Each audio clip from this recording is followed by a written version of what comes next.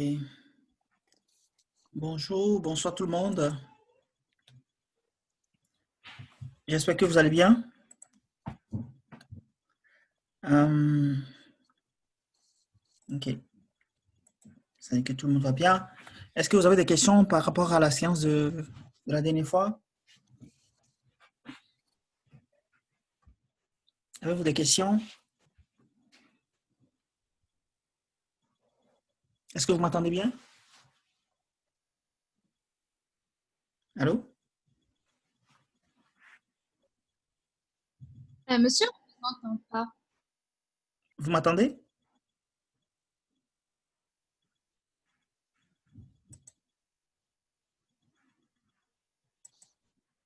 Est-ce que vous m'entendez maintenant? Maintenant, ça va Oui, ça a couper. l'air bon là. Ok, c'est parfait. Assurément, peut-être la connexion est un peu instable. Donc, j'ai dû désactiver la vidéo. Ok, mais est-ce que vous avez des questions par rapport à la séance de la dernière fois, donc sur le calcul matriciel?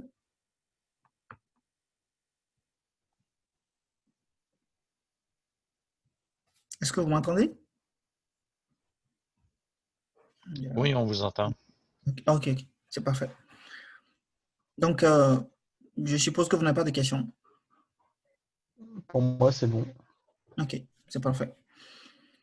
C'est rassurant, ça veut dire que vous m'attendez. Parfait. Alors, aujourd'hui, je vais vous présenter les variables aléatoires et puis les fonctions de répartition et les espérances. En quoi c'est utile? C'est essentiellement utile donc dans le calcul des p-values ou bien la détermination de la significativité d'un coefficient. Si un coefficient est significatif ou non. Donc, on va s'inspirer de la fonction de répartition. OK? Donc, de la loi qui va suivre en fait le paramètre bêta chapeau. Donc, c'est en cela que nous devons voir cela. Le cours peut se résumer donc à juste connaître donc la distribution de la loi normale et la distribution de la loi de Ki2 et la distribution de la loi de Student. Parce que Ki2, ce n'est rien d'autre que la loi normale élevée au carré et le Student, c'est la loi normale divisée par la racine carrée d'un Ki2. Vous allez comprendre plus tard pourquoi est-ce que c'est comme ça. Mais bien avant de commencer aussi donc cette partie, est-ce que vous avez des questions sur le cours passé, le cours que vous avez déjà fait avec le professeur? Est-ce que vous avez des questions? Non. Parfait. Non plus. Ok, c'est parfait. D'accord, on va y aller. C'est pas compliqué. C'est vraiment j'essaie de trouver un cours qui est vraiment le plus basique possible pour expliquer juste le concept parce que on n'est pas dans un cadre où on va vous donner l'examen ne portera pas là-dessus. C'est juste pour vous donner un bagage aussi quand vous aurez à faire des régressions économétriques pour que vous sachiez exactement d'où vient donc la p-value, en quoi ça servira essentiellement. Donc, à partir de cette présentation, de ce cours-là, je vous enverrai une fiche donc pour la semaine prochaine où on va essayer d'apprendre à, à calculer donc, les intervalles de confiance. On va essayer de faire ça de manipulation le lundi prochain. OK. Donc, ça ne sera pas trop long. S'il y a quelque chose que vous voyez, vous ne comprenez pas très bien, arrêtez-moi et je vais réexpliquer. Monsieur, Oui. s'il vous plaît, juste savoir si vous allez nous envoyer ce PDF. Non, parce que là, je n'ai pas du tout l'auteur. Je l'avais téléchargé sur Google. Donc, je ne peux pas vous l'envoyer comme étant matériel de cours. Mais c'est le plus basique que j'ai pu trouver. Mais pour dire qu'il n'y a rien de... Pardon? Monsieur, Oui. monsieur, est-ce qu'on peut avoir le lien de Google où tu l'as téléchargé? Là, je ne sais plus vraiment. Hein. Mais c'est juste que il n'y a rien d'intéressant. Enfin, quand je dis d'intéressant, il n'y a rien d'extraordinaire là-dedans. Dans n'importe quel cours que vous trouverez de cours de probabilité. Bon. Il y a quelqu'un qui l'a mis dans le chat. Donc, Ouais, si je, vous je voulez l'ai le trouvé, consulter. je l'ai trouvé sur Internet. OK. Donc comme ça, je vais le suivre en même temps. OK, c'est parfait. Bon, tu peux envoyer le lien aux autres, peut-être ça leur sert. Ouais, je l'ai mis sur le général, il devrait avoir. Ok. Voilà. Ok. Donc, ce qui va nous intéresser ici essentiellement, c'est les fonctions de densité et les fonctions de répartition. Ok. Est-ce que vous m'entendez? J'ai l'impression que la connexion est un peu dérangeante ce soir. Oui. Ok. Bon, je vais y aller. Dès que vous ne m'entendez pas, arrêtez-moi comme ça, je vais me...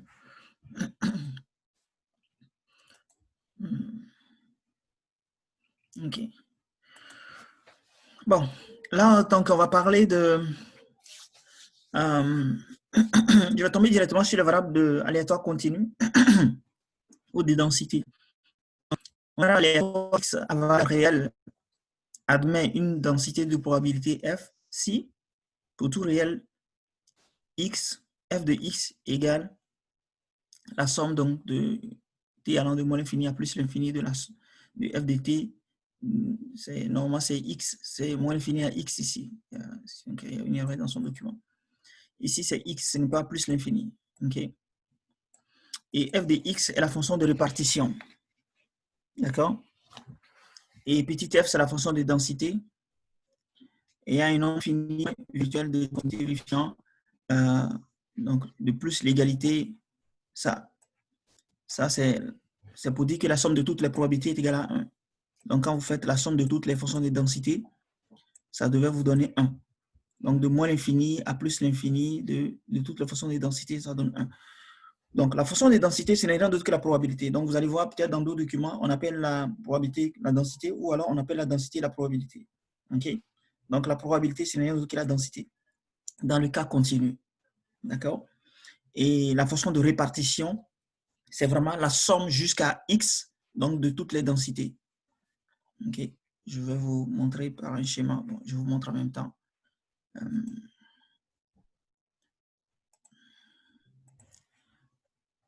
Voilà. Je fais ce truc. Vous allez voir. Donc, vous allez voir, je vais tracer une fonction de densité comme ça. Et puis, je vais prendre un x ici. D'accord? Donc, je viens, je coupe là. Donc, vous allez voir, la fonction de répartition. Donc, on va faire, d'abord, juste vous rappeler que quand on écrit l'intégrale de g de x, ok? Là, je fais beaucoup de rappels en même temps. Quand on écrit cette intégrale-là, de a à b,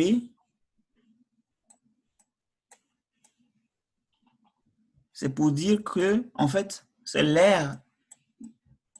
Suppose que la courbe de G est comme ça et que A est ici et que B est là. En fait, cette intégrale, c'est vraiment l'aire qui est compris entre la courbe de G et l'axe des abscisses et jusqu'à B. Donc, ce domaine, c'est ça qui est l'aire. OK? C'est ça qui est cette intégrale-là. Donc, vous allez voir aussi que quand on dit l'intégrale de moins l'infini, d'accord, à x de f de t dt, je pense que c'est t qui... Donc, de moins jusqu'à x, donc de moins l'infini jusqu'à x, de f de t dt, donc c'est l'aire vraiment qui va de moins l'infini jusque là. OK?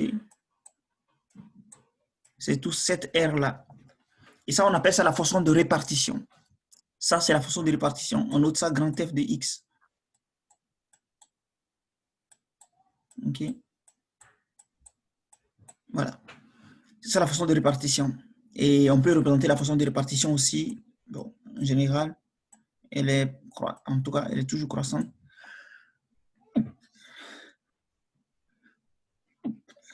Désolé. Elle est toujours croissante, donc jusqu'à 1. Elle atteint 1 à plus l'infini. OK? Voilà, donc c'est ça, c'est la fonction de répartition, mais ça, c'est la fonction de densité. Et donc, on aura cette R-là qui est la fonction de répartition. Est-ce que c'est clair pour tout le monde?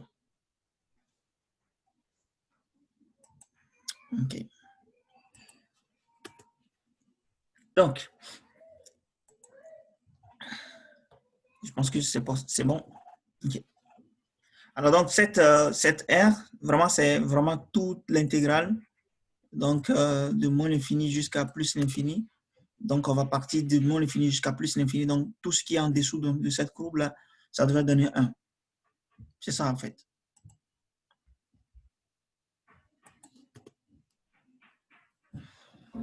OK.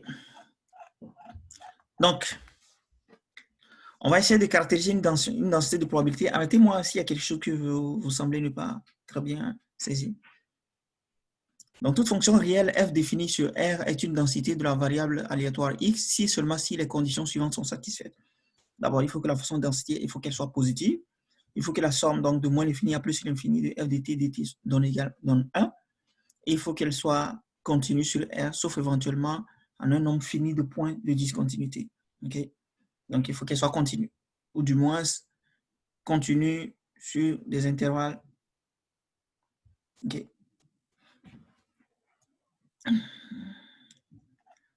C'est bon, ça importe peu la définition. L'essentiel, c'est que c'est juste un rappel pour vous. On ne va pas vous demander de définir. Alors, la fonction de répartition d'une variable à 3 x qui fait à tout x, non, c'est ici, okay, grand F de x. Donc, degré de moins l'infini à x, f dt, dt. Et retenez bien ça, c'est la probabilité pour que grand x soit inférieur à x. OK? C'est bien. La probabilité pour qu'il soit égal à petit x, OK? Ce n'est rien que petit f de x. C'est la densité. Parce que je vous dis que c'est rien de probabilité. Donc, la probabilité, c'est ça qui est en fait comme la densité. Si on veut la probabilité. Je sais pas si je suis tout seul, Oui. mais j'entends vraiment pas ce que vous dites. Là. Ça coupe tout le temps. Non, Je sais ça pas coupe, si ça c'est coupe. tout seul. Non, non. Ça coupe, Chez moi aussi. ça Ouais, ça coupe, coupe. Ça coupe pour tout le monde. OK. Ça coupe pour tout le monde. OK. C'est au moins la connexion. Voilà. Bon. Là, j'espère que vous l'entendez un peu mieux. Là, c'est correct, mais des fois, ça coupe pendant comme un Ouais, bon 30 secondes, puis on n'entend rien de ce que vous dites. ouais, je vois. Ok, d'accord. Dès que ça fait ça, je vais juste essayer de répéter un peu en arrière. Donc, je disais que la probabilité, ce n'est rien d'autre que la densité. Maintenant, si on veut que notre variable grand X soit inférieure à un nombre réel donné, Ça reprend maintenant encore. ok, Monsieur, essayez de faire un reset de votre Wi-Fi, puis on refait la séance Zoom parce qu'on n'entend vraiment rien. Ouais, sinon, ça sert pas à grand-chose. On va vous faire répéter tout le temps, je crois. ok, Je vais très bien votre Wi-Fi, puis le redémarrer. ok, j'arrive à...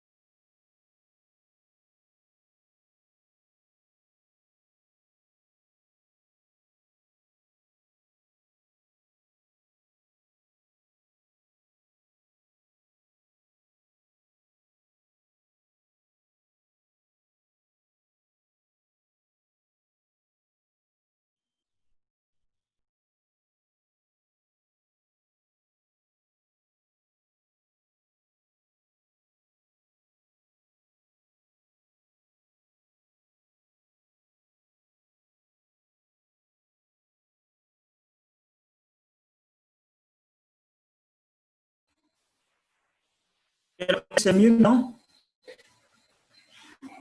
Vous m'entendez maintenant? Oui, on vous entend. Oui, Ok. on peut essayer comme ça, oui. Ok, c'est parfait. Alors, voilà, donc je disais que la probabilité, c'est l'équivalent de densité.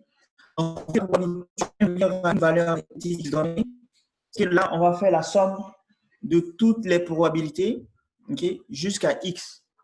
On fait la somme de toutes les probabilités jusqu'à x parce qu'on veut que, je vais essayer de montrer ça. Alors, supposez que une probabilité, donc, ça c'est la densité, donc moins l'infini à petit x, f de x de t. Donc, et la somme, normalement, l'intégrale, c'est rien de toute la somme. Quand vous voyez bien, c'est la somme donc, de toutes les f de x, de x. OK. Maintenant, si on note ça, la probabilité pour que x soit inférieur à petit x, en fait, ceci, ce n'est rien d'autre que je vais de manière notation, hein, je vais écrire comme ça et puis vous allez comprendre. Puis je vais aller.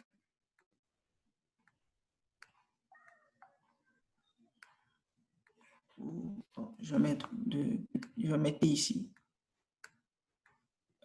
T inférieur à X.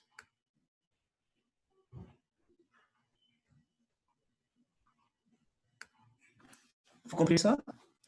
C'est-à-dire la probabilité pour que grand X soit inférieur à petit X, c'est la somme de toutes les probabilités qui sont inférieures à X. Ça vous dit quelque chose? Monsieur, on vous entend très très mal. Je ne sais pas si c'est encore le cas pour les autres. Non, là, la connexion, je pense qu'elle est déjà là. C'est la même chose pour moi aussi. Okay. Ça part toujours? Oui, ça part toujours, fait qu'on ne vous entend pas 30 secondes, on entend 10 secondes, puis c'est quand même difficile de relier ce que vous dites. Ça coupe. Okay. D'accord, je vais refaire. OK. Alors, si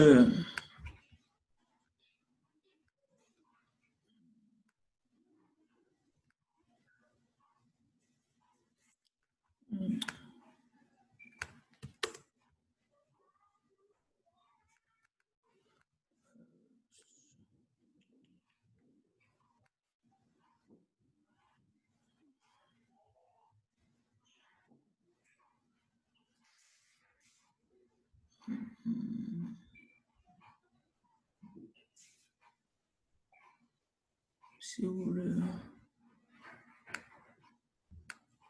OK.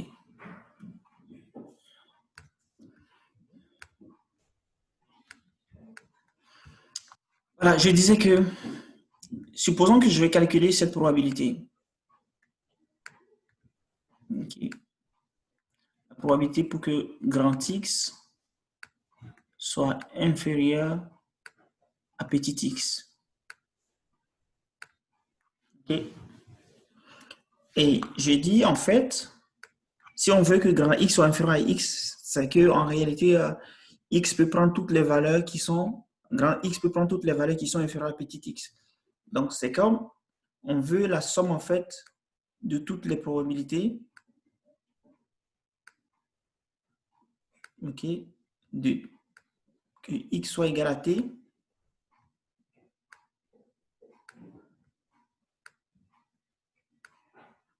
ok, avec T inférieur à X. Excusez si ce n'est pas très joli, mais cette expression, est-ce que vous comprenez cette expression?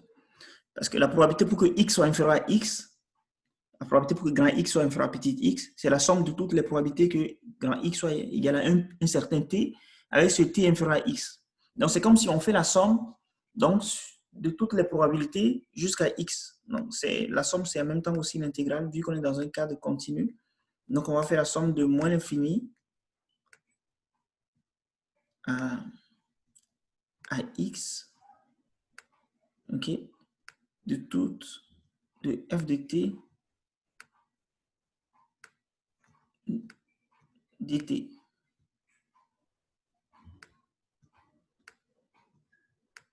OK.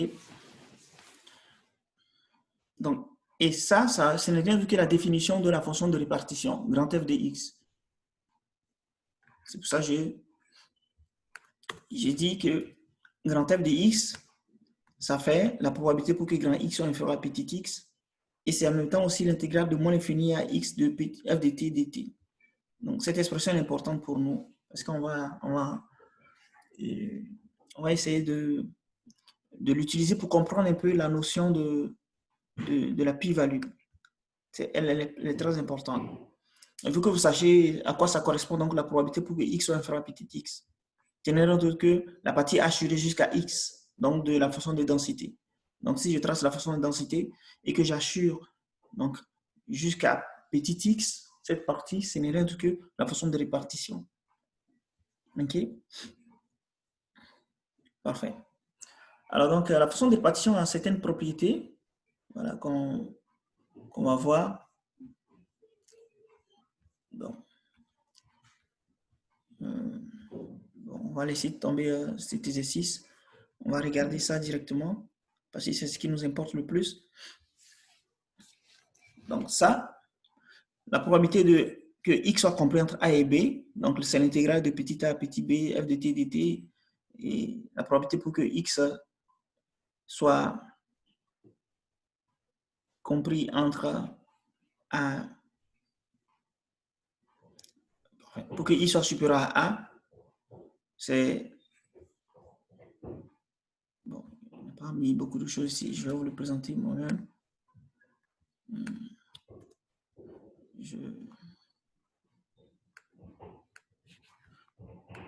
Voici ça, la probabilité pour que x soit compris entre... Parce que d'abord, ce qu'on avait dit tout à l'heure, c'est que x soit inférieur à petit a. Ça, on a dit que ça fait l'intégrale de moins l'infini à petit a.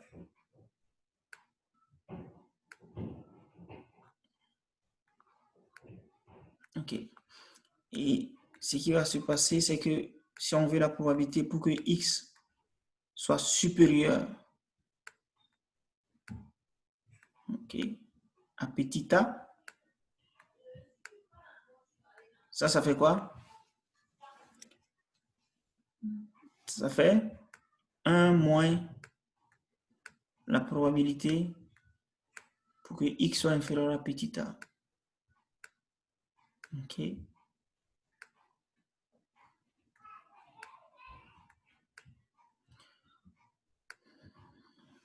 Et ça, vous savez ce que c'est. C'est rien d'autre que ça. Et si vous voulez aussi la probabilité pour que x soit... Bon, je vais mettre a inférieur à x. Posez-moi des questions si vous avez du mal à comprendre. Si x soit compris entre petit a et petit b, ça fait normalement l'intégrale de a à b. De f de t dt. Bon, en quoi ça correspond exactement? Parce que ça, de manière intuitive, vous pouvez le voir, mais on peut essayer de démontrer ça aussi. De manière intuitive, c'est qu'on veut que x soit compris entre a et b.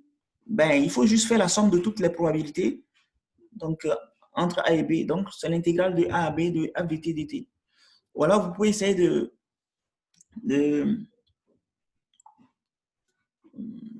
voir ça sous la forme de...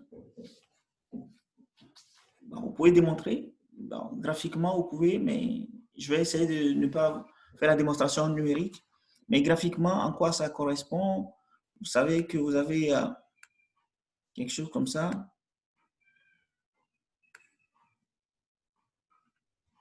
OK. D'abord, pour celui-ci, sa démonstration suppose qu'on a un A ici. On veut cette R, cette partie.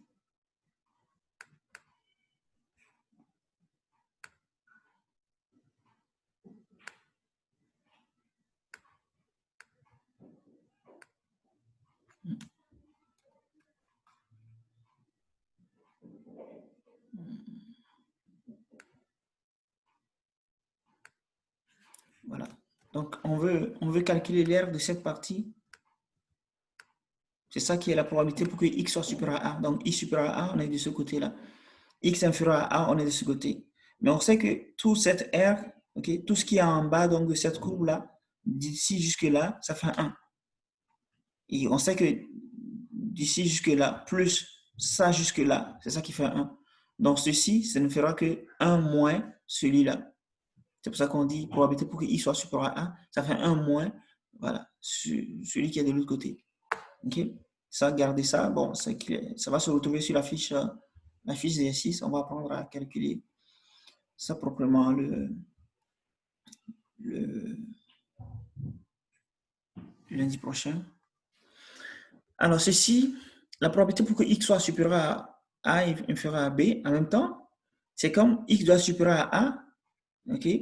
Il faut que x soit supérieur à a, donc cette partie. Et en même temps, il faut que x soit inférieur à b. Donc, suppose que b est quelque part là. Il faut que x soit inférieur à b. Donc, pardon. Il faut que x soit inférieur à b, donc cette partie aussi. Donc c'est l'intersection des deux. C'est ça qui donne en fait ce qui est au milieu. OK? Donc, x supérieur à a et x inférieur à a, leur intersection donne donc de a à b. Donc, ça fera l'intégrale de a à b, f de x dx. Alors, de la même manière, si vous voulez l'intégrale de moins a, donc suppose que moins a est ici, pour une loi qui est symétrique, si la loi est symétrique,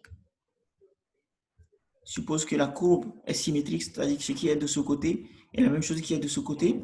Si vous voulez cette R, donc, qui est à gauche de moins A, ok, ça sera la même chose qui sera à droite de A parce que c'est symétrique. Donc, graphiquement, vous pouvez trouver toutes les représentations possibles donc, de ces deux, ou bien les relations qui existent entre l'intégrale ou la fonction de répartition ou la probabilité pour que x soit inférieur à moins a et la probabilité pour que x soit supérieur à a. Donc, souvent, pour la loi normale qui est symétrique, vous allez voir que ça donne les mêmes choses. On va rentrer en profondeur là-dedans pour ce qui concerne la loi normale le lundi prochain aussi. Qui m'a écrit.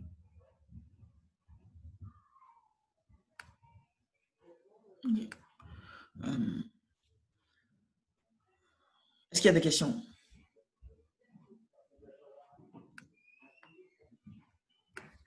Non. Monsieur, Ouais. pour la probabilité que x soit supérieur à 1, vous avez mis 1 moins la probabilité que x soit inférieur à 1. Est-ce qu'on ne peut pas faire l'intégrale de a plus l'infini? Oui, on peut faire l'intégrale de a plus l'infini, sauf que Okay, dans l'étape de loi, on ne vous donnera pas ça. Ah, la partie. Oui, c'est vrai. On Oui. donne souvent la partie inférieure. Ok, c'est bon, merci. C'est pour ça qu'on veut faire des manipulations pour retomber toujours sur ce qui est connu. Donc, i supérieur à a, c'est vraiment l'intégrale de a plus l'infini. I supérieur à a, ça fait l'intégrale de a plus l'infini, mais ça ne sera pas utile en fait. Il faut d'abord réexprimer ça en fonction donc, de x inférieur à a. Donc, ça fait 1 moins x inférieur à a. Bon, en ce qui concerne les lois continues, vous allez voir que si vous faites probabilité pour que x soit égal à a égal à, ça donne toujours 0. OK. Bon, c'est un principe. C'est pour ça on dit, pour ne pas rentrer trop dans les détails, tout ce qui donne probabilité nulle ne veut pas forcément dire que c'est un événement irréalisable. Okay? C'est juste que c'est presque sûrement irréalisable. Okay? Mais ça ne veut pas dire que c'est impossible non plus. Voilà. Mais quand c'est une variable aléatoire qui est discrète, oui. Est-ce que c'est impossible parce que x est une constante, puis a est un estimateur? Non, c'est possible. C'est possible qu'un événement dont la probabilité est nulle se réalise dans le cas continu. Okay? Mais dans le cas discret, tout événement dont la probabilité est nulle est un événement impossible. Il ne peut pas se réaliser. Mais dans le cas continu, il y a des événements dont la probabilité est nulle, mais qui peuvent se réaliser.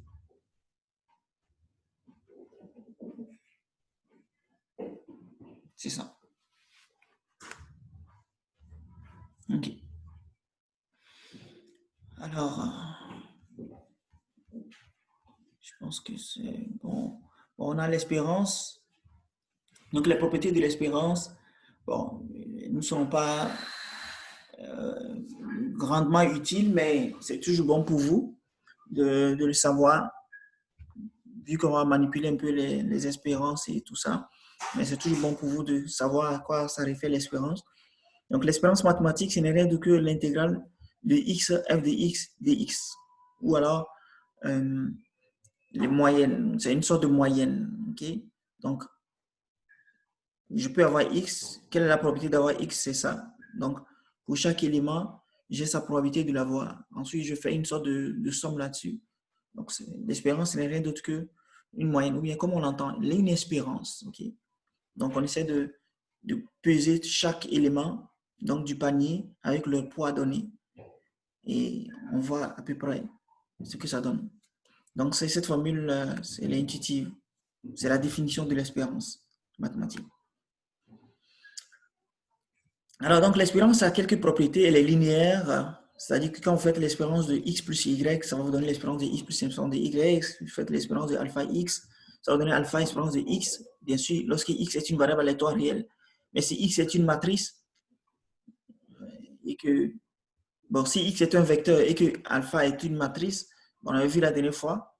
Ah non, on n'a pas vu. Ok, vous verrez après que vous allez voir que si on prend l'espérance de alpha ou bien d'une matrice fois x, c'est que, bon, c'est vrai que ici ça va sortir. C'est au niveau de la variance que ça ne va pas multiplier par le carré. Donc, ça va devenir juste encore a fois l'espérance de x, même si c'est une matrice. On va voir plus loin que pour la variance, c'est différent si la variable est réelle ou si elle est une matrice. Ok, on va voir. Bon, je vous le montre en même temps.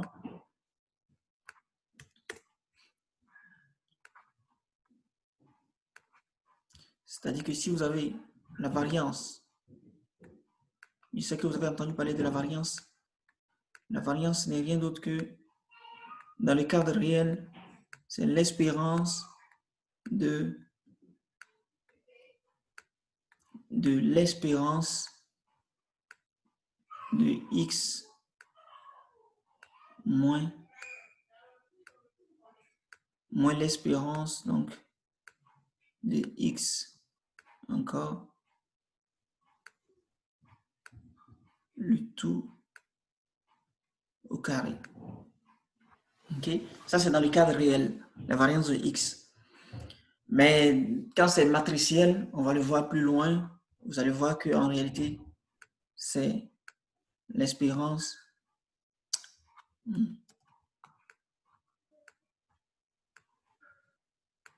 va prendre l'espérance de x moins l'espérance de x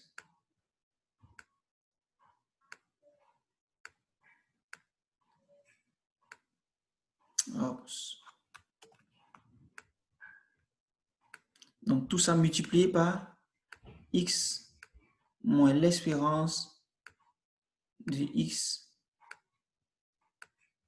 Ok.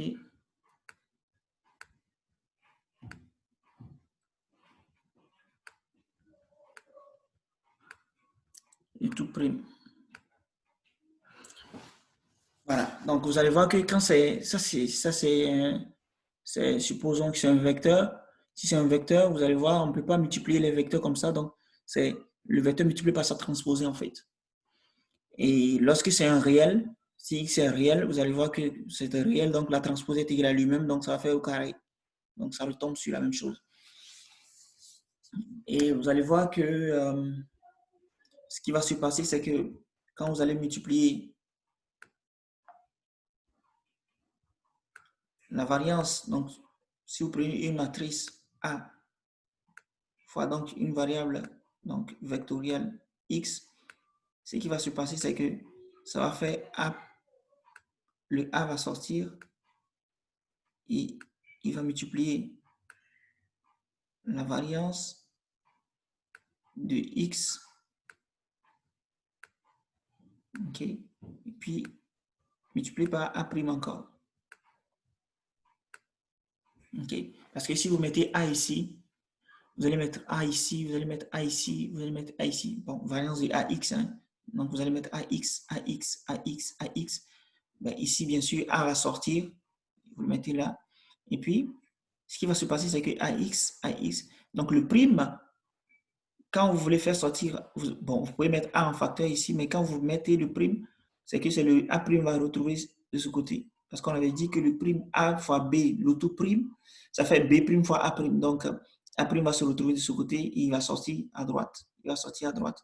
Et donc, vous allez retrouver variance de A, variance de X au milieu, mais encadré par A et A'. Alors qu'ici, si vous mettez multiplié par un réel petit a, ben, le petit a va juste sortir, il va devenir A carré. OK? Parfait. Alors, donc ça, c'est les propriétés donc, de l'espérance. Il n'y a pas grand-chose. Donc, les propriétés de la variance, c'est ce que je viens d'expliquer tout à l'heure. Donc, la variance, soit vous pouvez regarder ça comme ça, c'est l'espérance de x moins l'espérance de x, le tout au carré. Ou soit vous pouvez regarder ça comme ça, que c'est l'espérance de x carré moins l'espérance de x, le tout au carré. Mais si on était en classe, j'allais vous démontrer ça. Mais il n'y a pas lieu de le faire parce que ce n'est pas nécessaire. Vous avez déjà vu ces choses, ce n'est rien d'autre qu'un rappel.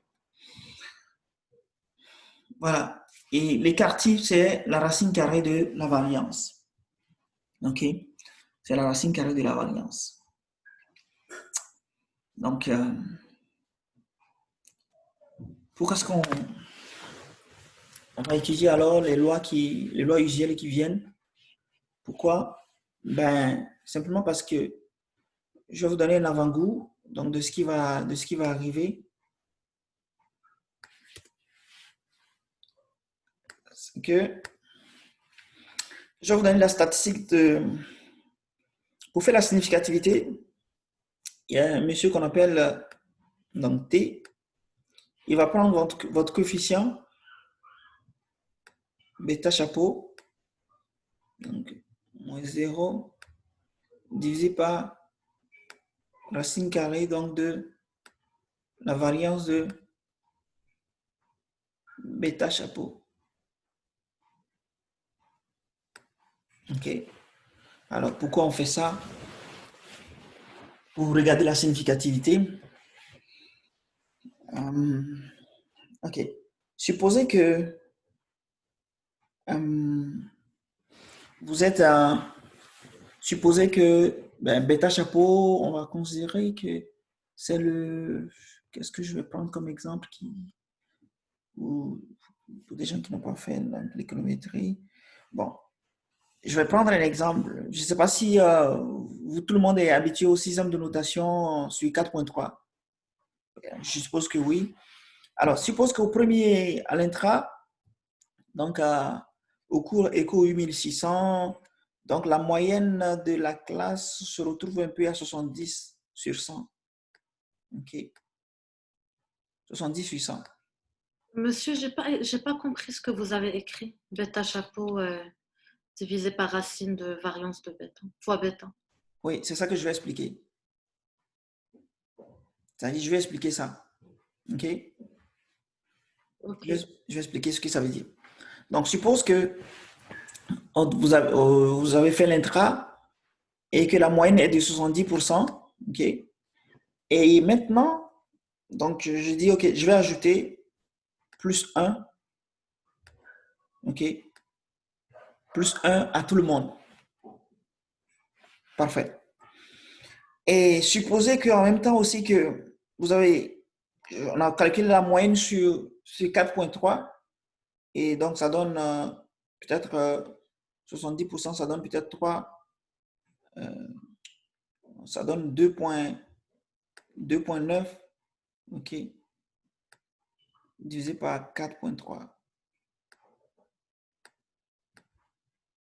Et que j'ai dit que je vais ajouter 1 aussi à tout le monde. OK. Alors, la question qu'on se pose, est-ce que ce 1 que j'ajoute, est-ce que c'est significatif? OK? Est-ce que c'est significatif? Ça changera quelque chose selon vous? Si j'ajoute un 1 ici, est-ce que ça sera significatif pour les étudiants? Ou si j'ajoute un 1 ici? Ça va être significatif si on ajoute un 1 pour 2,9. Pour ici. OK. Pourquoi? Ouais. Juste Ça augmente la moyenne. Pardon? C'est la moyenne. Ça augmente la moyenne jusqu'à 3,9 sur 4,3. C'est très, C'est très sur élevé. 4.3. Ouais. Non, mais ici aussi, ça augmente la moyenne. C'était 70, ça va l'augmenter à 111. Ouais, mais c'est Mais 70 c'est juste sur une 100. unité seulement, c'est ça. C'est juste une unité, c'est C'est 71 sur 1 100. de plus sur 100, tandis que c'est 1 de plus sur 4.3. C'est là la différence. OK. Donc, voilà, j'ai entendu quelqu'un qui dit c'est 1 de plus par rapport à 4.3 et... 1 de plus par rapport à 100. Pardon? Et 1 de plus par rapport à 100. Donc 1... Exactement. Donc, par rapport à 100. Donc, c'est-à-dire il y a une notion de la base ou bien de la variabilité. OK? Donc, c'est-à-dire l'ensemble sur lequel on est en train de faire la somme compte, c'est-à-dire la variance de l'élément. Donc, pour regarder si un coefficient est significatif, parce que vous allez faire des estimations et vous allez trouver, par exemple, des coefficients d'estimation, vous allez trouver, par exemple, 0,5. Vous allez dire, oh non, l'effet du taux de change sur la valeur boursière des actifs, le coefficient est de 0,5. Maintenant, la question qu'on se pose, est-ce que c'est significatif? Est-ce que ça change quelque chose? Ou bien ce n'est pas significatif? Donc, est-ce que ce coefficient est approximativement 0 ou non? OK?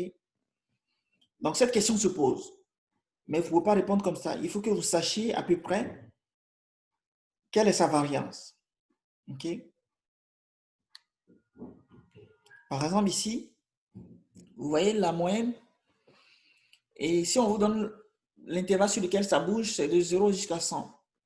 Alors qu'ici, la moyenne est de 2,9. L'intervalle sur lequel ça bouge, c'est de 0 jusqu'à 4,3. Ce qui fait que 1 ici a plus de sens que 1 ici. Ou bien 1 ici est plus significatif que 1 ici. Autrement dit, il faut normaliser pour pouvoir les comparer. Vous ne pouvez pas comparer ce 1 avec ce 1. D'accord? Donc, pour comparer celui-ci et celui-ci, il faut que vous divisiez le 1 par 4,3, pardon. Vous divisez 1 par 4,3 et vous divisez le 1 par 100 pour pouvoir les évaluer, pour voir l'effet que ça ferait. C'est la raison pour laquelle, pour voir si ce coefficient bêta-chapeau est significatif, on ne va pas juste regarder le coefficient bêta-chapeau en question. On va le normaliser. Et pour normaliser, c'est-à-dire en mathématiques, en statistiques, dans tous les domaines, partout où vous allez passer, quand on veut normaliser quelque chose, on divise la chose par son écart type. OK? L'écart type, c'est l'écart moyen. L'écart moyen de la chose, de cette variable. Donc, l'écart moyen, c'est-à-dire que de combien les individus s'écartent de la moyenne. Donc, en moyenne, les gens s'écartent de 2 points autour de la moyenne. OK? Donc, c'est ça qui est l'écart type. C'est pour ça que j'ai pris cette valeur, j'ai dit, OK, je vais essayer de calculer pour voir qu'est-ce que ça donne. Donc, c'est bêta chapeau divisé par donc, la racine carrée de la variance de bêta chapeau. Donc, la racine carrée de la variance de bêta chapeau, c'est rien d'autre que l'écart type de bêta chapeau. Donc, cette expression, c'est en fait, si je peux bien noter, c'est bêta chapeau divisé par sigma de bêta chapeau. OK? Alors, on va voir plus tard qu'en fait, bêta chapeau va suivre une loi normale. Et si bêta chapeau suit une loi normale, on va montrer aussi plus tard que, en fait, la variance de bêta chapeau serait une loi de Ki2. OK? Et va suivre une loi de Ki2. Et on va voir que donc, la loi normale divisée par racine carrée de Ki2, c'est sur une loi de Student. OK? Et c'est là que vous allez voir que souvent on utilise la loi de Student pour voir la significativité des coefficients. Mais en soi, qu'est-ce qu'on va faire? voici ce qu'on va faire. On va prendre la table de student comme ça. Et puis, on va essayer de placer. Vous avez quitté, hein? Monsieur, on ne vous entend pas, monsieur. Non, moi-même, j'étais sorti de la réunion. Ok. Disons que je suis revenu. Je vais continuer l'enregistrement d'abord.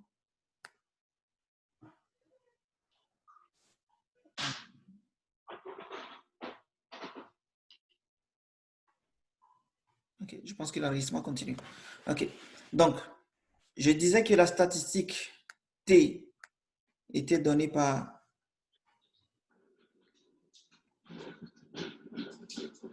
bêta chapeau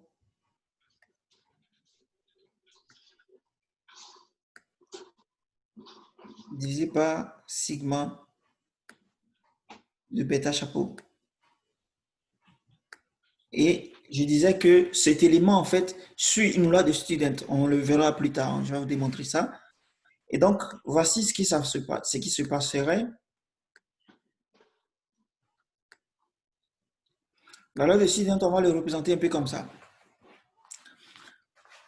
Ou bien, ça peut suivre parfois une loi normale. OK? Et puis, on va le représenter comme ça.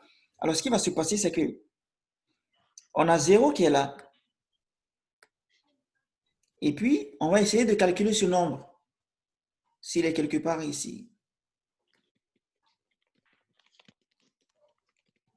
Donc, c'est T. La question qu'on se pose, est-ce qu'il est suffisamment proche de 0 ou pas? OK? Donc, on va calculer des chiffres. Donc, selon la loi de student, est-ce que ce chiffre est proche de 0? C'est-à-dire, est-ce que 95%? C'est-à-dire, je vais essayer de trouver, il y en a qui vont se rappeler d'un chiffre tantôt. Donc, 1.96. OK. 1.96, en fait, c'est pour dire que 95% des éléments sont ici et que 5% sont à l'extérieur. Donc, si T est inférieur à 1.96, c'est pour dire que T se trouve quelque part ici. S'il se trouve quelque part ici, c'est qu'il est suffisamment proche de 0. On dira que bêta chapeau est suffisamment proche de 0. Mais si T se retrouve à l'extérieur, on dira qu'il est assez loin de l'intervalle de 0. Donc, cet intervalle de confiance. Donc, on dira que bêta chapeau est suffisamment loin de 0, donc il est significatif. Donc, c'est ce qu'on va faire. OK? Donc, c'est la raison pour laquelle on fait le cours d'aujourd'hui. C'est pour nous préparer un peu, ou alors pour nous rappeler vraiment nos tables de loi, pour nous rappeler un peu les distributions de probabilités, pour nous rappeler un peu comment calculer les intervalles de confiance, pour nous préparer d'avance à cela. Bon, bien sûr,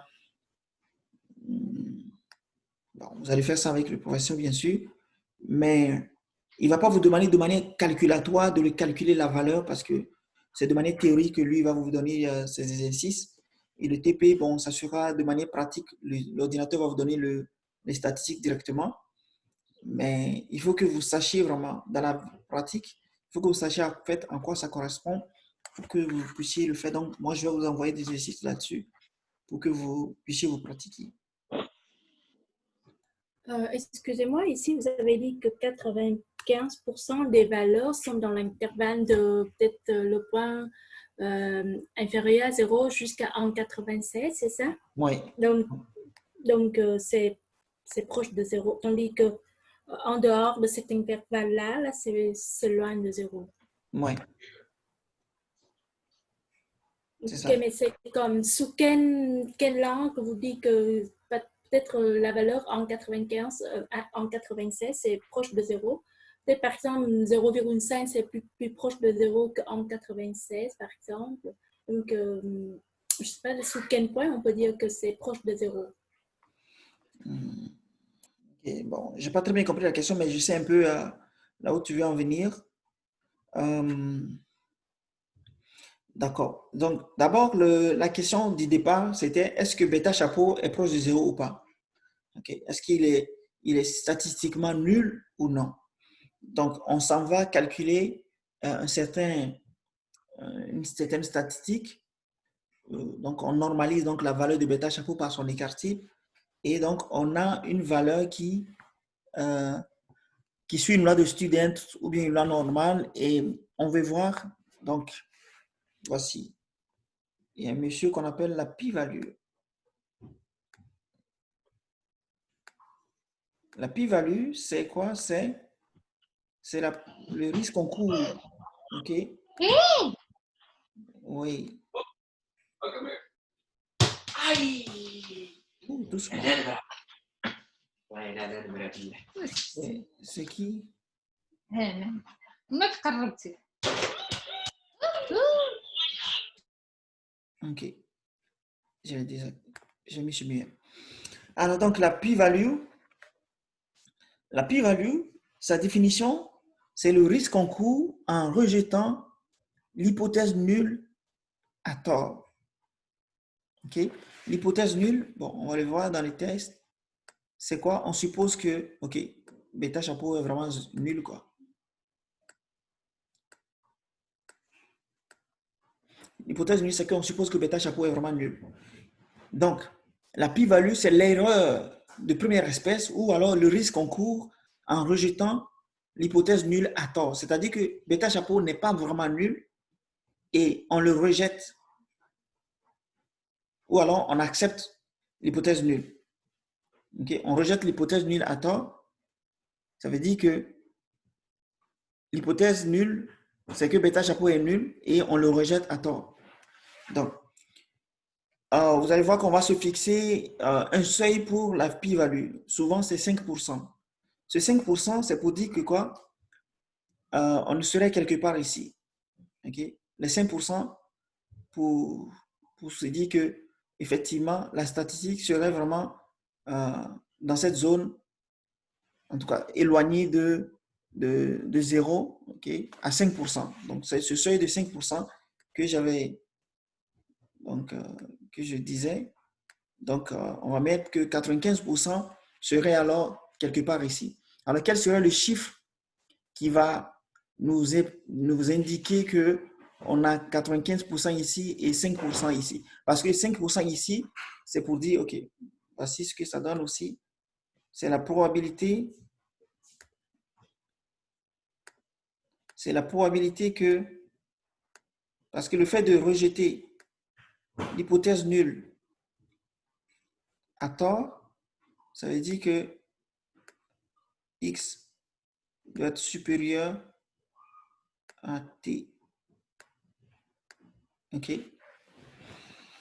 Donc, la vraie valeur qu'on a est au-delà donc de t, donc dans les extrémités. Donc, il est assez loin de 0 pour qu'on puisse rejeter l'hypothèse nulle, okay? Pour que ça soit non nul. Parce qu'on veut que, notre valeur soit non nulle. Pour qu'il soit non nul, ben, il ne faut pas qu'il soit trop proche de 0. Donc, on veut qu'il soit loin de 0. Donc, au seuil de 5%.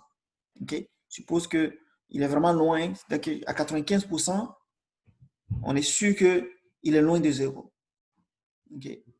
À 95%. Maintenant, si on veut 100%, bon, ce sera difficile. Ce n'est pas vrai dans la vie réelle. On peut aller jusqu'à 99%. Pour dire qu'à 99%, on est sûr qu'il est différent de 0. OK? Mais là, j'ai pris l'exemple de 95%. Donc, on dit à 95%, on est sûr qu'il est différent de 0. C'est-à-dire qu'il est loin de 0 à 95%. Ça veut dire qu'à 5%, donc le reste qui sera à l'extérieur, c'est 5% parce que c'est 95% qui donne 0 là. S'il était ici, donc on sait qu'il va donner 0. Mais si on sort de cet intervalle, donc le reste qui est en dehors, c'est 5%. Donc on essaie juste de trouver ce chiffre-là. Bon, dans l'étape des lois, le chiffre qui correspond à 95% pour que cet intervalle soit assez grand. Bon, c'est vrai que moi je l'ai mis ici, ça donne beaucoup plus d'espérance, mais ça devrait être plus serré, hein. Ça devait être encore plus large. Encore plus large. Donc, ce chiffre-là. Question. Oui. est-ce que c'est 100% de chacun des deux côtés, négatif et positif? Ou Oui, c'est 100% au total? ouais, c'est 100% au total. Donc, c'est 2,5 ici, 2,5 ici. Ok, c'est ça. C'est 100% au total. Donc, 2,5, 2,5. Donc, c'est 1,96 qui représente ça, ok, si je ne me trompe pas, pour la loi de student. Et donc, vous allez juste comparer ce chiffre-là à 1,96. S'il se trouve au-delà, c'est que ben, vous êtes sûr que à 95%, ok, il est différent de 0. Ou alors, avec un risque de 5%, ok, vous pouvez vous tromper. Okay. C'est juste un peu l'idée qui est derrière. C'est vraiment par rapport au seuil qu'on se fixe pour la p-value. Donc, parfois, vous pouvez vous fixer un seuil de 1%, 5%, et parfois, il y a des gens qui vont jusqu'à 10% pour dire, OK, non, notre coefficient au seuil de 10% est significatif. OK.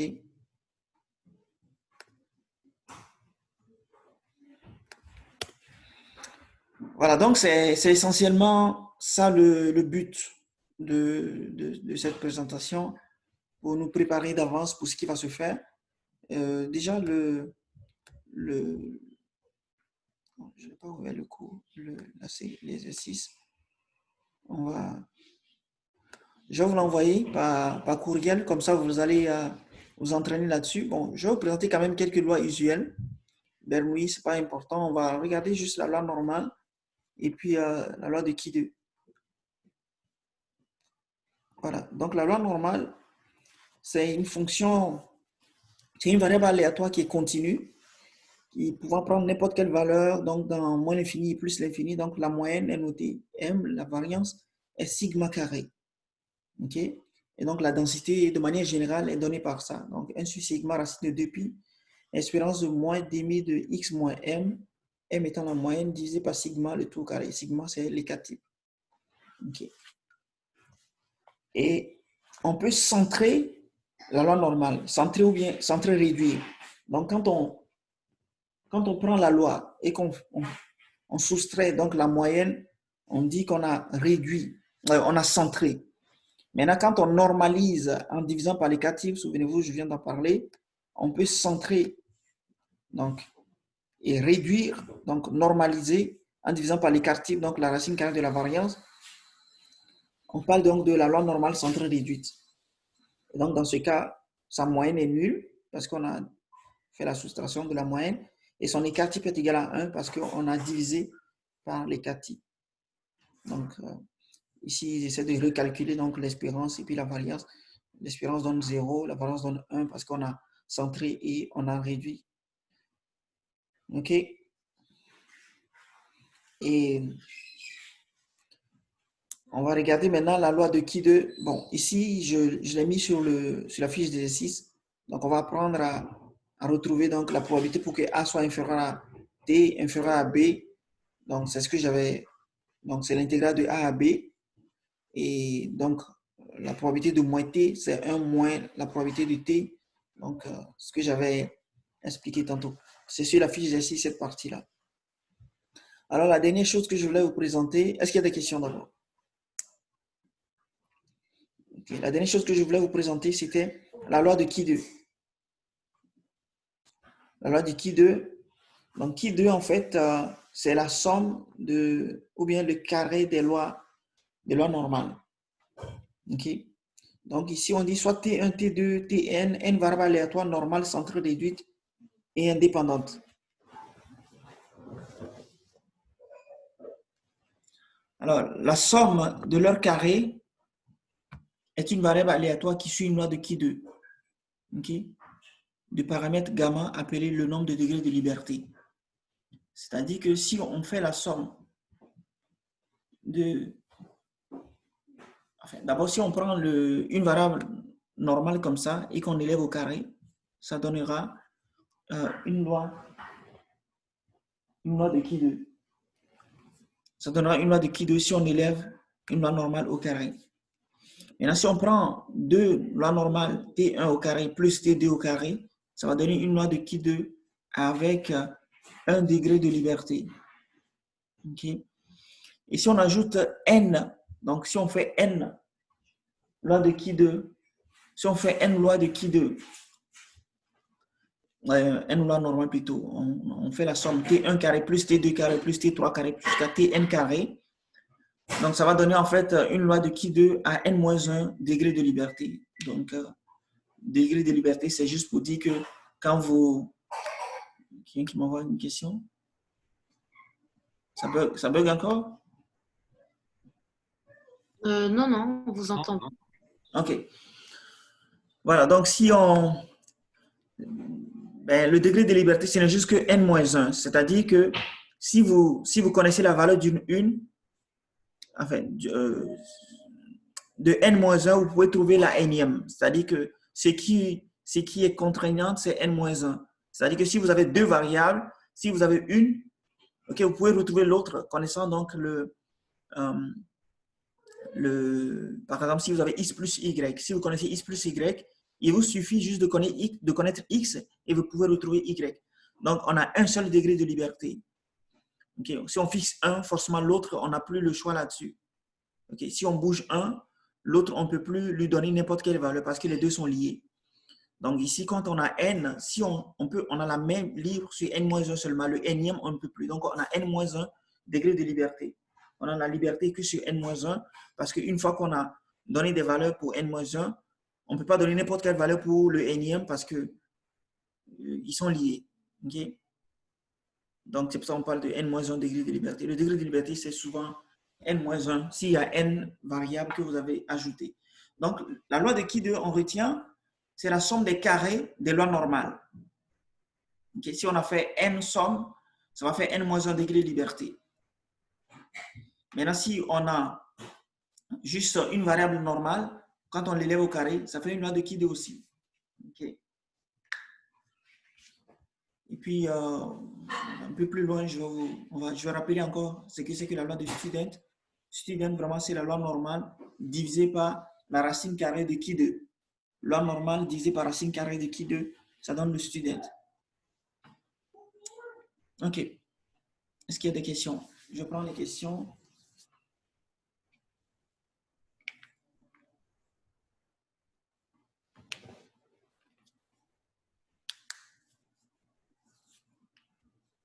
Vous n'en avez pas?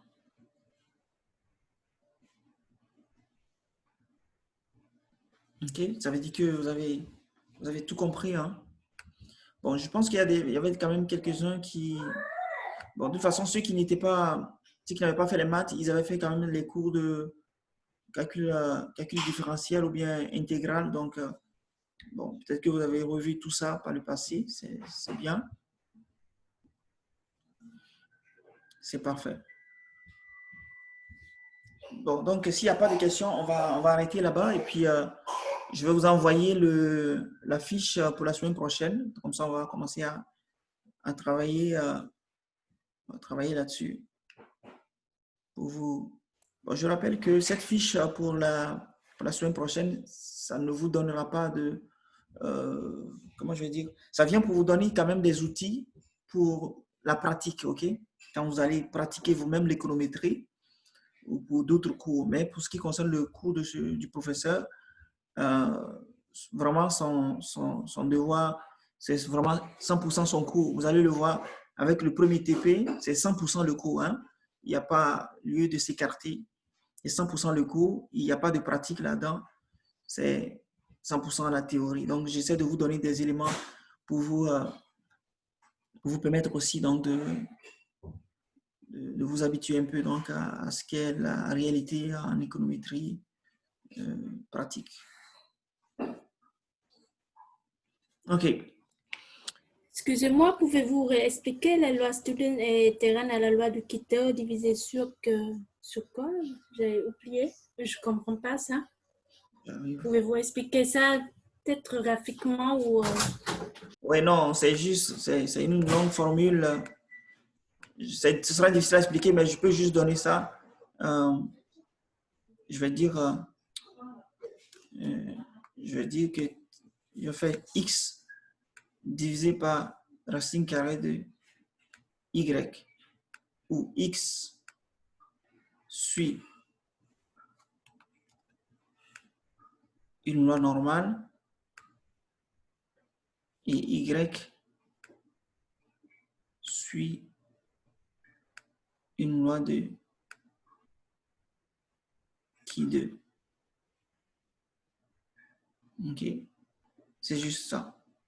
Parce que ça, pour le démontrer, il faut qu'on aille prendre les fonctions d'identité de chacun et trouver donc la distribution que suit ça. Ça, c'est un lourd travail. Je pense que je l'ai fait seulement 1 ou 2 fois dans ma vie. Hein. Quand j'étais en fac de maths, c'est pas de l'amusement. Donc, on retient comme c'est un résultat. Quand on fait la division, donc une loi normale divisée par racine carrée de qui 2, on trouve donc une loi de student. OK? C'est bon? Ok, oui, c'est bon. Et puis, dans la séance de cours de la semaine dernière, on a dit de l'espérance conditionnelle et l'espérance non conditionnelle. Oui. Est-ce qu'on va expliquer ça dans les prochaines séances de labo ou vous pouvez nous expliquer maintenant? Oui, c'est ça en fait. C'est pour ça que j'avais posé, peut-être que vous étiez arrivé un peu en retard. J'avais posé la question si vous avez des questions sur le cours. Normalement, je le fais normalement en début donc, de labo. Donc, la différence entre l'espérance conditionnelle et puis l'espérance tout court, ben, une espérance tout court, c'est vraiment une espérance tout court, c'est ce qu'on vient de voir. OK? Ça, il n'y a pas de problème là-bas, n'est-ce pas? Oui. OK. Maintenant, ce qui concerne l'espérance conditionnelle, c'est que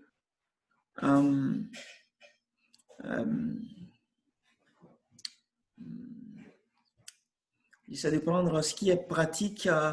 Prenons par exemple si on essaie de trouver...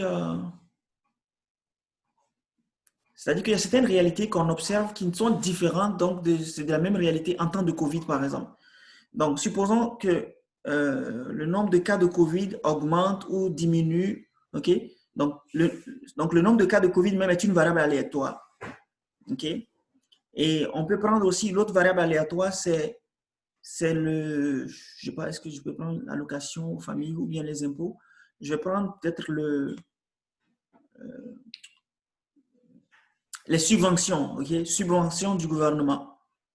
OK? Subventions du gouvernement aux entreprises. OK? Donc, je vais prendre X, les subventions du gouvernement aux entreprises, et Y, donc le nombre de cas de malades de COVID, ou bien lorsque le cas de COVID augmente. Donc, ce qui va se passer, c'est que si vous essayez de trouver l'espérance de X tout court, sans tenir compte s'il y a COVID ou non, c'est que cette espérance ne tient pas compte de celui-ci. Il calcule juste l'espérance. Donc, on regarde un peu le comportement donc, de subvention, cette variable, comment est-ce que ça bouge. Voilà, on essaie de trouver. Mais quand on veut voir conditionnel à Y, c'est-à-dire l'espérance de X sachant Y, c'est pour dire que pour une valeur de Y, cette espérance-là peut changer. C'est-à-dire que si Y est égal à 1000, c'est différent si Y est égal à 1 million. Okay? Si Y est égal à 1 million, si on veut l'espérance des subventions, c'est genre 1 million. Parce que ce qui va se passer, c'est que quand le nombre de cas de Covid explose comme ça, les entreprises veulent peut-être licencier, les entreprises veulent peut-être... Donc, le gouvernement va faire des subventions pour salariales pour que les entreprises puissent garder leurs employés. Donc, cette espérance-là peut augmenter lorsque les cas de Covid augmentent. OK? Et peut diminuer lorsque les cas de Covid diminuent. OK? Mais si vous ne le faites pas conditionnel à Y, bon, il n'y a pas de... Vous allez trouver quelque chose qui sera totalement... Vous allez penser que c'est OK, c'est ça l'espérance des subventions, mais si on se retrouve dans les cas de crise de COVID-19, ça sera totalement différent. Donc, c'est des concepts intuitifs, mais vous ne serez pas amené à calculer dans le travail, à l'examen ou au TP où on va vous demander de calculer l'espérance X conditionnelle à Y. Mais on aura une formule à utiliser essentiellement, la formule des espérances itérées. Je ne sais pas si il vous a déjà montré ça. Il a montré ça? Est-ce que vous m'entendez? On Oui. vous entend, mais je ne crois pas qu'il ait montré l'espérance itérée. C'est-à-dire que l'espérance de x est égale à l'espérance de l'espérance de x, sachant y. Ah Oui, il a d'accord. abordé Oui, ça, on en a oui. parlé. Oui, ça va. Voilà, donc c'est ça que vous devez, c'est la seule chose que vous devez savoir, ça. Et on va l'utiliser tout le temps. On va tellement l'utiliser que vous-même, vous serez, enfin, vous n'avez plus besoin de le mémoriser, en tout cas, pour ceux qui vont le faire, bien sûr. Si vous faites l'exercice de maison, tellement vous allez écrire ça que ouais, vous n'avez plus besoin. Ça, c'est quelque chose que vous avez droit forcément. Par exemple, ça, l'espérance de x, ça fait l'espérance de x sachant y. OK? C'est quelque chose qu'on utilise beaucoup en mathématiques et aussi c'est intuitif. Okay? Comme l'exemple que j'ai donné tantôt. Donc, si vous trouvez l'espérance des subventions conditionnelles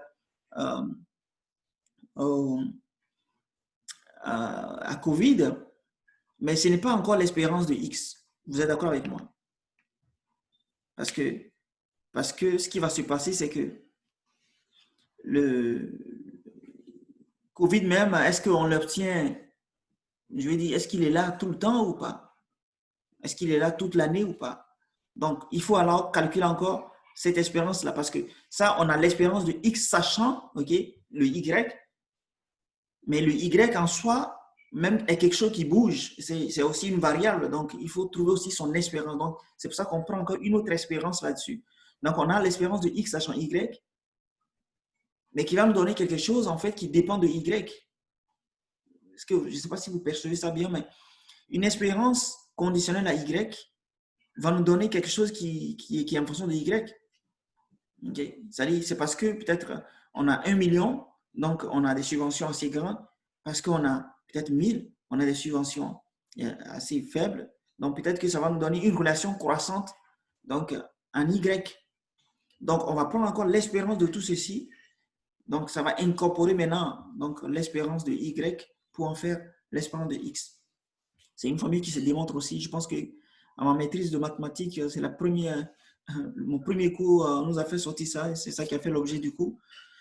Vous devez juste comprendre ça, vous allez l'utiliser beaucoup, même dans le cours suivant, si vous êtes avec Douglas, les cours 1620. Donc, retenez simplement que l'espérance de X, ça fait l'espérance de X sachant Y. Bon, peut-être le cours prochain, je vais vous expliquer peut-être là où il a utilisé pour démontrer effectivement que l'espérance donc de bêta chapeau égale à bêta. C'est ça, non? Il a utilisé ça dans le cours pour démontrer que l'espérance de bêta chapeau égale à bêta. Enfin, il a montré que l'espérance de epsilon égale à 0. Exactement, c'était ça. N'est-ce pas? Oui. Parce que l'espérance de epsilon sachant x égale à 0. C'est ça, non? Oui. Voilà, donc on peut... je peux vous... C'est juste dans ces cas-là que vous allez l'utiliser. Vous voyez? Donc, ne vous prenez pas la tête là. Retenez ça comme ça et puis sachez dans quel contexte il faut l'utiliser. On va l'utiliser souvent pour montrer que bêta chapeau, l'espérance de bêta chapeau égale à bêta ou bien bêta chapeau converge vers bêta. Donc, on va l'utiliser. Avant de venir vraiment dans ça, on va essayer de préparer un peu le terrain. OK?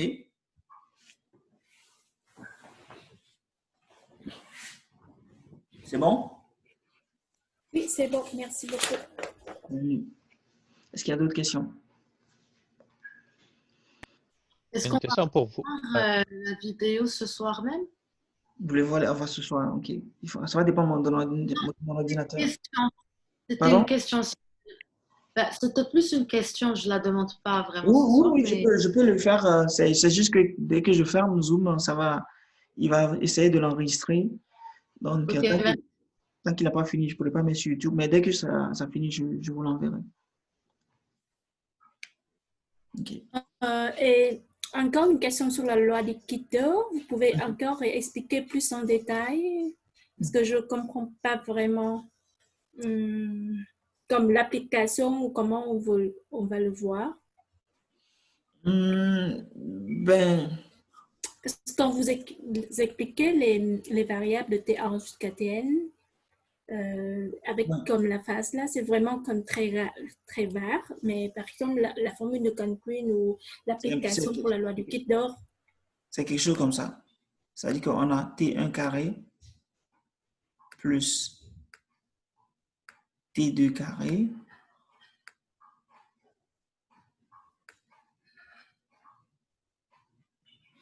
plus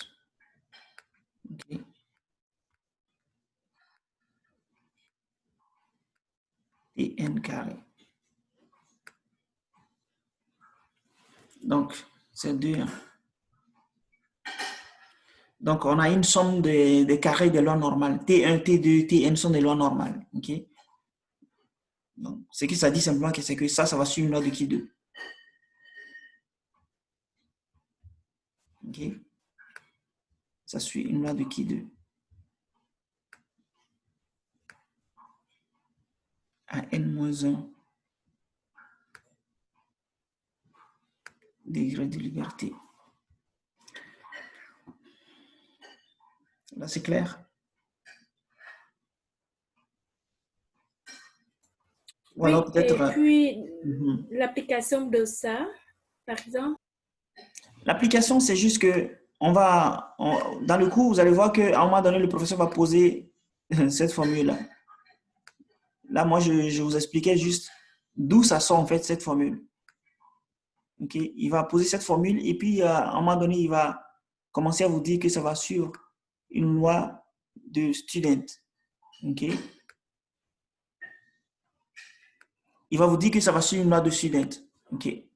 Maintenant, ce qui est que on va démontrer. Il va vous démontrer que bêta chapeau suit une loi normale. Donc, la variance de bêta chapeau va suivre une loi de qui 2. Parce qu'en réalité, vous allez voir que variance de bêta chapeau, il y aura des carrés de loi normale là-dedans. OK? Donc, comme il y a les carrés de loi normale, donc il va suivre une loi de qui 2. Donc, la racine carrée d'un qui 2, et ça c'est normal, racine carrée d'un qui 2, c'est ça qui suit une loi de student. OK? Mais, bon, on ne va pas vous demander pourquoi tout ça, mais c'est que dans le cours, il va vous poser ça directement. Okay? Il va vous poser ça directement. Il va montrer que ça suit une loi de student, okay? Ou bien ça suit une loi normale. Bon, bien sûr, je reviendrai à la détail. Dans quel cas ça suit une loi normale, dans quel cas ça suit une loi de qui 2 et de student. Parce que parfois, il va vous dire, OK, non, la variance, ce n'est plus la variance de bêta chapeau, c'est juste variance simplement. C'est-à-dire qu'elle est connue. Donc, dans le cas où variance est connue, on n'a pas besoin de l'estimer. Donc, ça ne suit pas de loi. Ça ne suit pas une loi de qui 2. Donc, ce n'est pas une loi ici. C'est juste un réel. Donc, si c'est un réel, donc T là, ça fait juste la loi de bêta chapeau. Donc, c'est une loi normale. Maintenant, dans le cas où, en fait, ce n'est pas un réel, où ça suit une loi de qui 2, donc ceci, ça va suivre une loi de student. Et donc, ça va faire l'objet du premier TP d'ailleurs.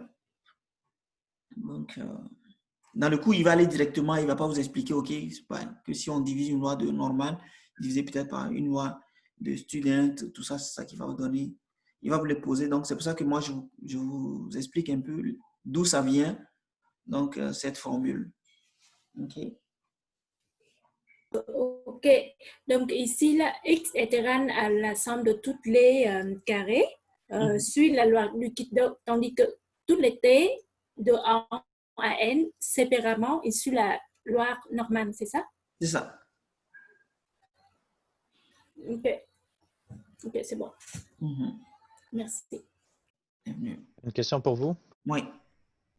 J'ai cliqué sur le lien dans le chat et c'est des notes de cours trouées. Donc, les propriétés de la variance, ben, la moitié des choses ne sont pas là. Donc, est-ce qu'on pourrait savoir c'est quoi qu'on a besoin de savoir? Quelle propriété qu'on a besoin de savoir? De la variance, bon, c'est essentiel. Les propriétés de la variance, c'est ça? Oui. Oui, c'est ce que j'ai fait, juste ce que j'ai fait. Quand j'avais multiplié la variance par un réel, et puis j'ai fait le côté de la matrice aussi. Ouais, la variance de AX, ça fait le A s'en va à gauche, puis le A' s'en va à droite. C'est ça. Mais il y en avait 4-5 autres. Bon, c'est pas le plus important. Bon, vous n'allez pas du tout l'utiliser dans le secours. C'est pour ça que c'est pas la peine de. Tu parles de. Vous n'allez pas l'utiliser.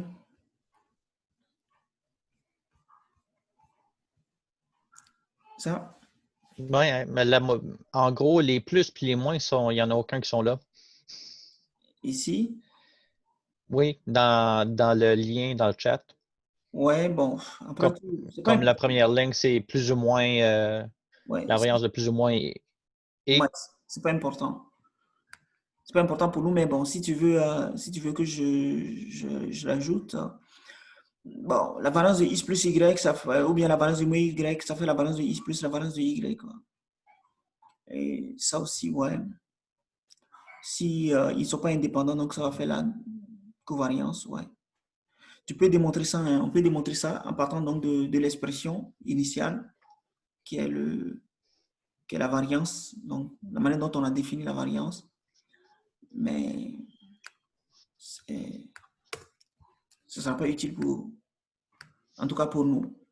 Ce qui nous sera utile vraiment, c'est ça. Vous allez traîner ça dans tout le cours, surtout dans les cadres asymptotiques. C'est ça.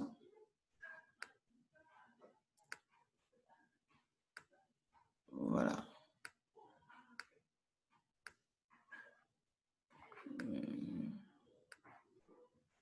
Et puis, à prime à droite. Retenez ça seulement. Parce que bon, je rappelle que ça, c'est un coup de rappel. Hein. Bon, pour ce qui est utile donc, pour notre cours, c'est ça, c'est sur ces choses-là que je vais mettre l'accent. Sur le reste, ça importe peu. OK. Et pour la quatrième ligne, la formule variance de alpha x fois bêta, pourquoi est juste égale à alpha au carré fois variance de x? Parce que c'est la même chose comme variance de alpha x. Là. Pourquoi bêta est enlevé de la formule?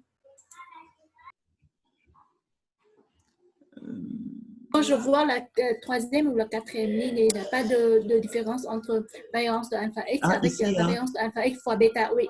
Ouais. Ouais, tu as totalement raison. Parce que ce bêta, ça doit être au carré aussi. N'est-ce pas?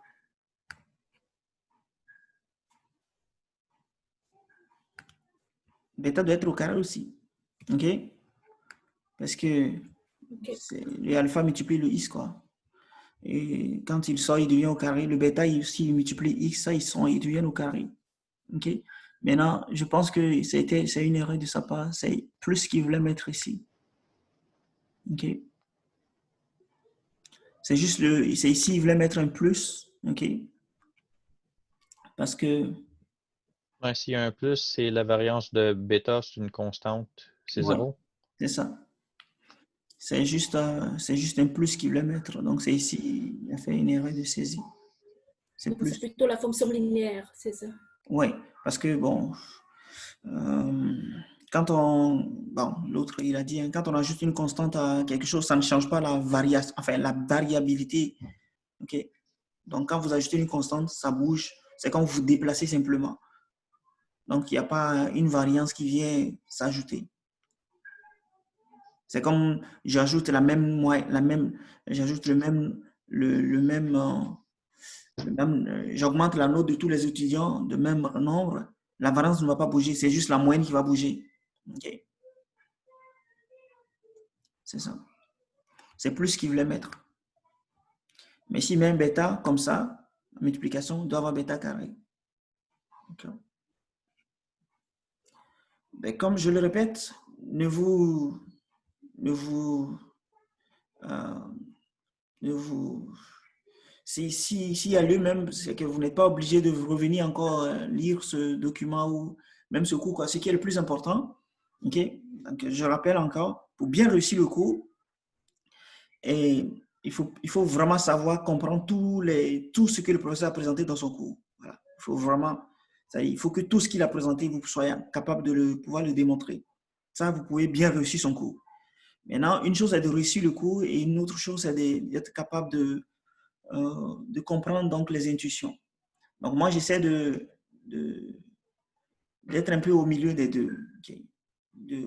Pour que vous puissiez réussir, vraiment, focalisez-vous seulement sur son cours. Mais en même temps, il faut que vous sachiez un peu à quoi correspond donc l'économétrie dans la vraie vie aussi. Donc, c'est en cela que moi, je vous présente quand même quelques éléments. Mais, écoutez, la priorité, c'est de pouvoir réussir le cours, quoi. Après tout, pour comprendre, c'est le surplus, quoi. Comprendre ce qu'est l'économétrie le plus, c'est un surplus. Bon, vous pouvez trouver tous les documents que vous voulez aussi en ligne. Mais la priorité, c'est de comprendre le cours. Donc, ces formules, ça importe peu pour le cours, quoi, en l'instant. Okay? C'est ce qui est le plus important, je vais mettre l'accent là-dessus. Et ce qui est le moins important, bon, je vais juste laisser.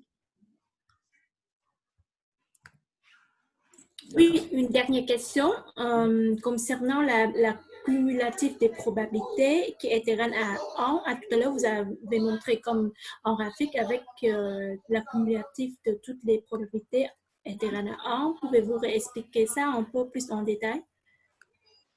OK. Donc, on a ça qui est la fonction densité. Donc, quand on fait l'intégrale de moins l'infini jusqu'à plus l'infini, comme ça. Ça, c'est toutes les probabilités, c'est 100%, donc c'est 1. Ouais. Voilà, donc ça fait l'intégrale de moins l'infini à plus l'infini de toutes les de toute la fonction densité. Or, en réalité, quand on parle de probabilité, c'est que c'est l'univers oméga, donc, comment je vais dire, l'événement certain, c'est lorsqu'il y a toutes les possibilités sont considérées, c'est là qu'on peut dire qu'il y a la certitude, okay, qu'on peut tomber là-dedans. C'est ça, ça donne 1.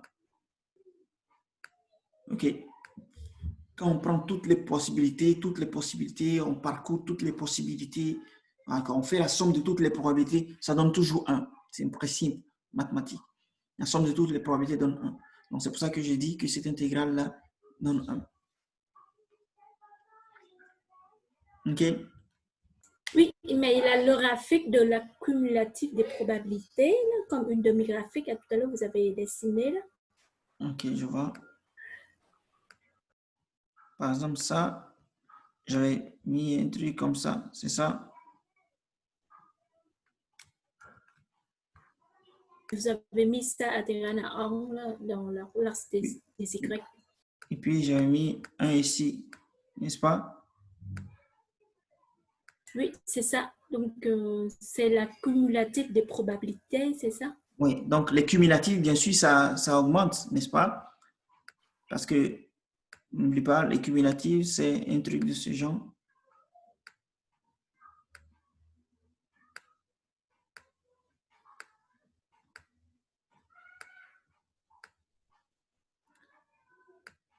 Ça fait moins l'infini à x, OK, de f de t dt. OK. Alors, quand je prends un x ici, le f de x, ce serait quelque part ici. Ou bien l'intégrale là. Donc, si je prends ce même x, il serait quelque part ici, n'est-ce pas? Le grand f de x, normalement, ça serait l'air, okay, qui s'arrête là, donc tout ce côté. C'est bon? Ça, c'est grand F de X. Parce que ça, c'est la courbe de grand F.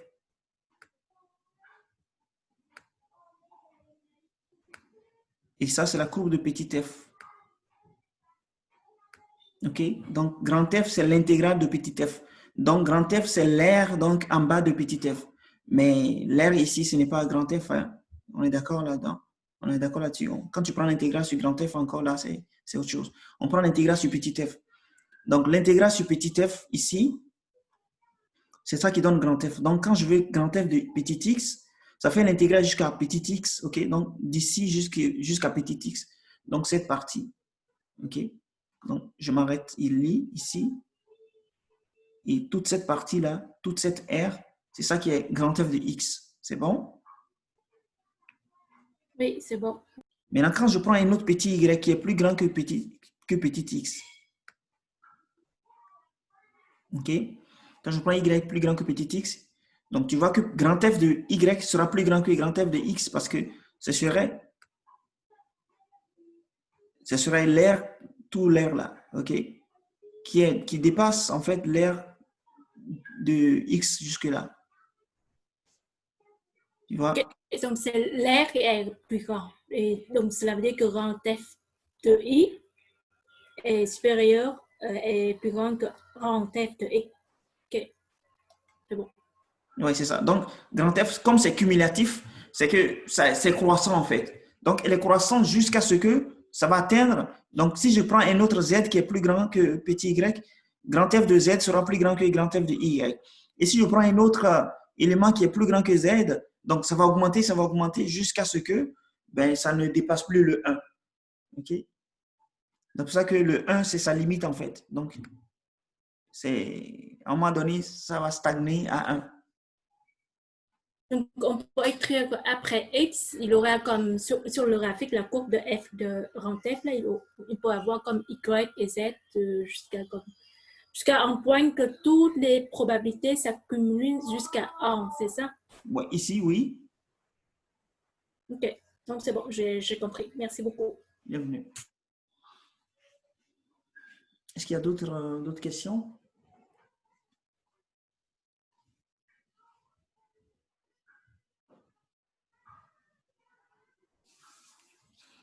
Pour la question du cours,